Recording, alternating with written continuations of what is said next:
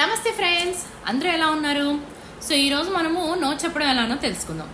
అంటే ఏంటనుకుంటున్నారా?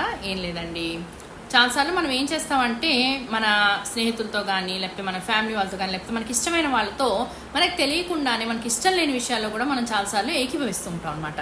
ఎందుకు అంటే మనము ఓకే ఇలా నో చెప్తే వాళ్ళు ఎదుటి వాళ్ళు బాధపడతారేమో, ఏమని అనుకుంటారేమో అన్న ఉద్దేశంతో మనం అలా చేస్తూ ఉంటాం. సో అలా చేయడం వల్ల ఏమవుతుందంటే టెంపరీగా మనము ఓకే వాళ్ళని బాధ పెట్టలేదన్న ఆనందం ఉంటుంది, కానీ తర్వాత ఏమవుతుంది అంటే మనం చేసే పని వాళ్ళ మీద బ్లేమింగ్ గేమ్ లాగా అయ్యి వాళ్ళు చెప్పడం వల్ల మనం ఇలా చేసామని చెప్పి మనం చాలాసార్లు మనం మన లైఫ్ని వాళ్ళ చేతుల్లో పెట్టినట్టు అవుతుంది అనమాట. సో ఇందువల్ల ఏమవుతుంది అంటే మనమే ప్రాబ్లమ్స్ ఫేస్ చేస్తాం. సో అలా కాకుండా ఎప్పుడైనా మీకు ఏదైనా విషయం నచ్చలేదనుకోండి, అది ఎటువంటి వాళ్ళైనా వాళ్ళు అర్థం చేసుకుంటారన్న భావంతో మీరు ఓకే నీ ఆలోచన ఇది, కానీ నా ఆలోచన నా ఉద్దేశం ఇది, సో అందుకని నేను ఇందులో నీతో ఏకీభవించట్లేదని చెప్తే మీకు కూడా ఏంటి అంటే చాలా హ్యాపీగా ఉంటుంది.